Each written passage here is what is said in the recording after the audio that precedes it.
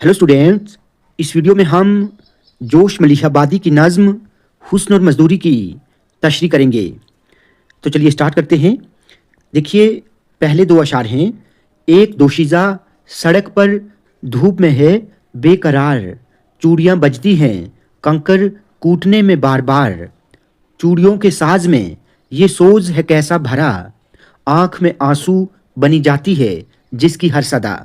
सदा का मतलब होता है आवाज़। सोज कहते हैं दुख यानी दर्द को, ठीक है। साज का मतलब होता है चूड़ियों के खनकने की आवाज़। कंकर मानी पत्थर, ठीक है। और दोशीज़ा का मतलब होता है नौजवान लड़की। साथ ही यहाँ पर बेकरार का मतलब होता है बेचैन यानी परेशान। तो देखिए तशरीह देखते हैं। नज़्म हुस्न और मज़दूरी के इन अशार में शायर हमें ये बताता है कि एक नौजवान लड़की तेज़ धूप में मेहनत कर रही है यानी पत्थर तोड़ रही है। वो बहुत बेचैन है, परेशान है। पत्थर तोड़ते वक्त उसके हाथों की चूड़ियाँ बार बार बजती हैं। ऐसा महसूस होता है कि जैसे चूड़ियों की हर आवाज़ आंसू बनकर आंखों में उतर रही हो। ये नज़्म जोश मलिहाबादी की समाजी बेदारी और मेहनतकश तबके के साथ हमदर्दी का आकाश है, जहाँ शायर ज़िंदगी की तलखियों और मुश्किलात को बहुत गहराई से महसूस करता है और इन्हें शायराना अंदाज में बयान करता है। अगले अशार हैं। गर्द है रुखसार पर जुल्फ़ें अटी हैं खाक में, नाजुकी बल खा रही है दीदाए गमनाक में, हो रहा है जज्ब महरे खून चका के रूबरू, कंकरों की नब्ज में उठती जवानी का लहू। लहू खून को कहते हैं। कंकरों का मतलब है पत्थरों। जज्ब का मतलब होता है चूसना। महरे खून चका का मतलब यहाँ पर है खून टपकना। रूबरू आमने सामने, ठीक है, आमने सामने। नाजुकी का मतलब होता है बिल्कुल नर्म, नाजुक। दीदाए गमनाक का मतलब है दुखी आंखें, दर्द भरी आंखें, ठीक है। खाक मिट्टी को कहते हैं। जुल्फ़ें मानी बाल और रुखसार कहते हैं गालों को। गर्द का मतलब है धूल। ये सभी अल्फाज मानी आपने अच्छे से याद रखने हैं, ठीक है। तो देखिए, अब अगर हम इन अशार की तशरीह करें तो शायर फरमाते हैं कि उस लड़की के गाल गर्द से अटे हुए हैं, यानी वो मिट्टी में काम करती है। सारी मिट्टी जो है उसके बालों में अटक गई है। उसके रुखसारों पर, उसके गालों पर धूल मिट्टी है। उसके चेहरे की ताजगी और खूबसूरती गर्द व गुबार में छुप गई है। उसकी आंखों में दुख और महरूमी साफ झलक रही है। सूरज की तेज और झुलसा देने वाली धूप उसके सामने गोया खून टपका रही है, यानी सूरज की गर्मी उसके जिस्म और दिल को जख्मी कर रही है। वो सख्त गर्मी में काम करने पर मजबूर है। जब वो कंकर तोड़ती है तो ऐसा महसूस होता है जैसे उसकी अपनी जवानी और जिंदगी का खून पत्थरों में जज्ब हो रहा हो। अगले अशार हैं। धूप में लहरा रही है काकुले अंबर सरिश्त, हो रहा है कमसिनी का लोच जुज्वे संगो खिश्त, पी रही है सुर्ख किरणें महरे आतिश बार की, नरगिसी आंखों का रस में चंपई रुखसार की, ठीक है। अब रुखसार गालों को कहते हैं। चंपई ये एक फूल होता है। मै का मतलब है शराब, यानी आप रस कह सकते हैं, ठीक है। और यहाँ पर महरे आतिशबार ये सूरज के लिए कहा गया है। सुर्ख लाल को कहते हैं। जिस तरह सुर्ख रंग का सूरज होता है, ये बिल्कुल उसी को कहा गया है। कम सिनी मतलब बिल्कुल कम उम्र का, कम उम्र की यानी नौजवान, ठीक है। और लोच का मतलब होता है लचक, चमक, जवानी की चमक, ठीक है। और संगो खिश्त कहते हैं पत्थर और ईंट को। संग पत्थर को कहते हैं और खिश्त का मतलब होता है ईंट। ये सभी अल्फाज मानी आपने अच्छे से याद रखने हैं। क्लियर। काकुल बालों को कहते हैं। काकुल किसको कहते हैं? बालों को कहते हैं। और अंबर खुशबू को कहते हैं, खुशबूदार कोई चीज़, ठीक है। सरिश्त का मतलब होता है अंदाज यानी अदा, ठीक है। ये सभी अल्फाज मानी आप अच्छे से याद रखें। नज़्म के इन अशार में शायर फरमाते हैं कि उसके अंबर जैसी खुशबूदार सियाह जुल्फ़ें धूप में लहरा रही हैं। सूरज की रोशनी उन बालों पर पड़कर उनकी दिलकशी में इजाफा कर रही है। उसके हुस्न और शबाब की कशिश इतनी शदीद है कि पत्थर और ईंट भी मुतासिर हो रहे हैं। शायर कहता है कि सूरज की किरणें गोया उसके गालों की मै और आंखों के रस को पी रही हैं, यानी उसका हुस्न सूरज की रोशनी से भी ज्यादा दिलकश और खूबसूरत है। अगले अशार हैं, गम के बादल खातिर नाजुक पे हैं छाए हुए, आरिज रंगीन हैं या दो फूल मुरझाए हुए, चिथड़ों में दीदनी है रूए गमगीन शबाब, अब्र के आवारा टुकड़ों में हो जैसे महताब। महताब चांद को कहते हैं, ठीक है। अब्र मानी बादल, शबाब जवानी को कहते हैं, ठीक है। और चिथड़ों का मतलब है फटे हुए कपड़े, फटे पुराने।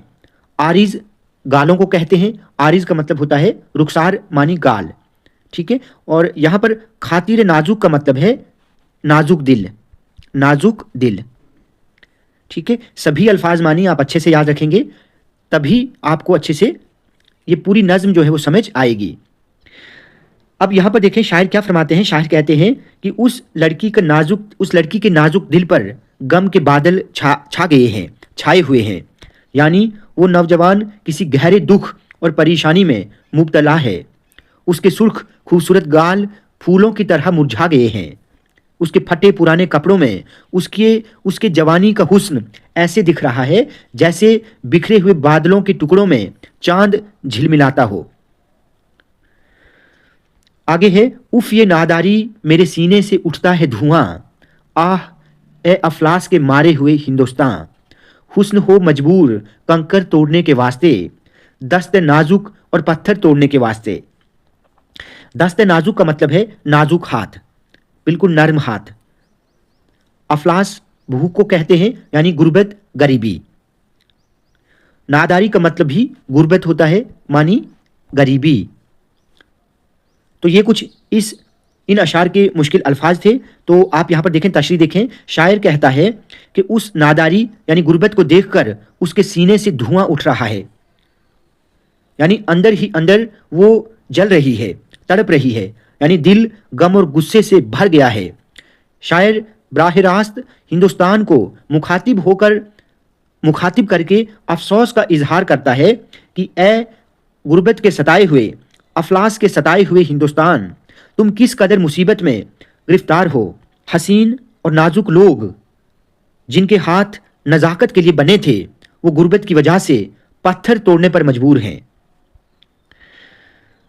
फिक्र से झुक जाए वो गर्दन तुफ ए लैलो नहार, जिसमें होना चाहिए फूलों का एक हल्का सा हार। आसमान जाने तरब को वक्फ रंजूरी करे, सिनफ नाजुक भूख से तंग आके मजदूरी करे। तुफ का मतलब होता है अफसोस करना। लैलो नहार का मानी यहां पर दिन और रात है, ठीक है, दिन और रात। जाने तरब का मतलब यहां पर खुशी है। जाने तरब से यहां पर मतलब क्या है, खुशी से है। रंजूरी का मतलब होता है रंज, यानी दुख दर्द, ठीक है। और वक्फ रंजूरी यानी दुख दर्द के हवाले करना। सिनफ नाजुक, यहां पर ये नाजुक सी लड़की को कहा गया है जो मजदूरी करने पर मजबूर है।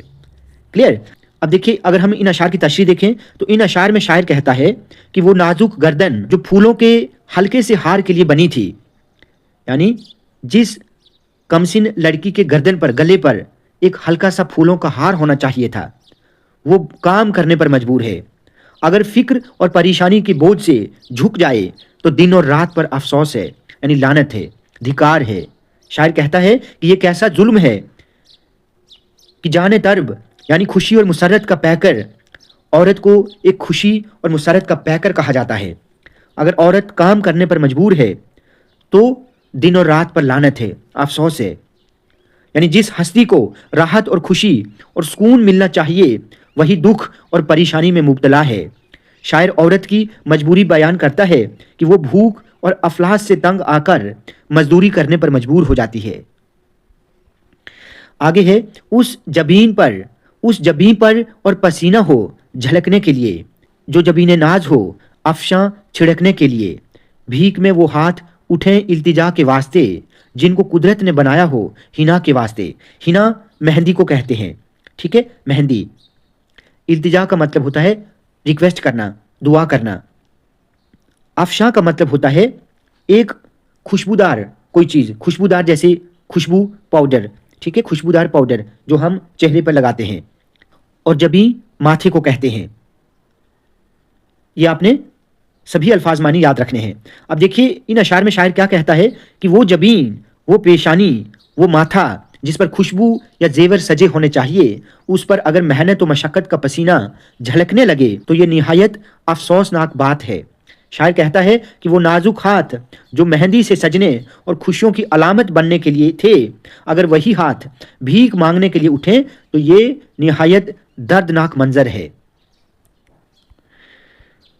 नाजुकी से जो उठा सकती न हो काजल का बार, उन सुबुक पलकों पे बैठे राह का बोझल गुबार, क्यों फलक मजबूर हों आंसू बहाने के लिए, आँखियाँ हों जो दिलों में डूब जाने के लिए।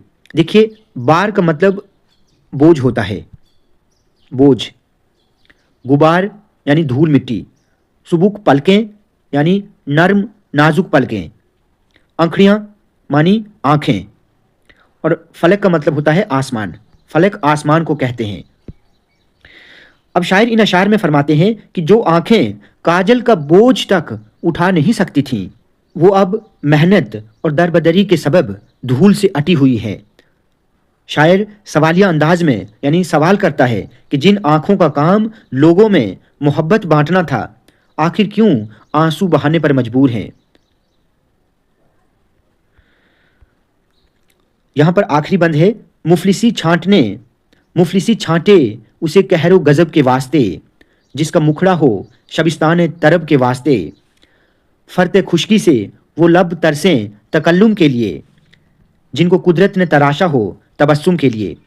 दस्ते नाजुक को रसन से अब छुड़ाना चाहिए, इस कलाई में तो कंगन जगमगाना चाहिए। दस्ते नाजुक का मतलब है नाजुक हाथ, और रसन के मानी रस्सी के हैं, ठीक है, रस्सी, जंजीर। तबस्सुम कहते हैं मुस्कान को यानी मुस्कुराहट। तकल्लुम का मतलब होता है बातचीत, गुफ्तगू। लब होंठ को कहते हैं। फर्त खुश्की का मतलब है बहुत ज़्यादा सूखा हुआ, बहुत ज़्यादा सूखा हुआ। शबिस्तान तरब का मतलब है खुशी की जगह। तरब खुशी को कहते हैं और शबिस्तान का मतलब है जगह। मुखड़ा आप जानते हैं चेहरे को कहते हैं, और मुफलिसी का मतलब है गरीबी, गुर्बत। कहरो गजब का मतलब यहां पर क्या है, जुल्म सितम, ठीक है, सख्ती। तो देखिए अब अगर हम इन अशार की बात करें तो शायर फरमाते हैं कि जो हुस्न खुशियों और राहतों के लिए था, वही गुर्बत की सख्तियों का निशाना बन रहा है। यहां मुफलिसी छांटने से मुराद ये है कि गुर्बत उस पर जुल्म सितम ढहा रही है। शायर कहता है कि वो होंठ जो मुस्कुराहट के लिए तराशे गए थे, उन पर अब फाका कशी और भूख प्यास की शिद्दत है। यानी खुशी और मुस्कुराहट की जगह अब महरूमी और खामोशी ने ले ली है।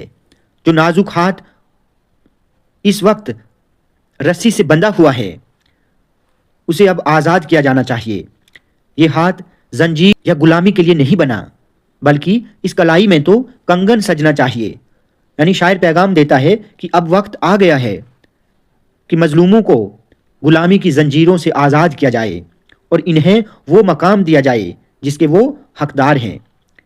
तो स्टूडेंट्स, ये नज़्म हुस्न और मजदूरी थी। अगर आप इन अल्फाज मानी को अच्छे से याद रखते हैं तो आपको यकीनन एग्ज़ाम में अच्छे मार्क्स मिलेंगे। स्टूडेंट्स, आज की वीडियो आपको अच्छी लगी हो तो आप प्लीज़ इस वीडियो को ज़्यादा से ज़्यादा लाइक और शेयर करें और चैनल को सब्सक्राइब करना ना भूलें।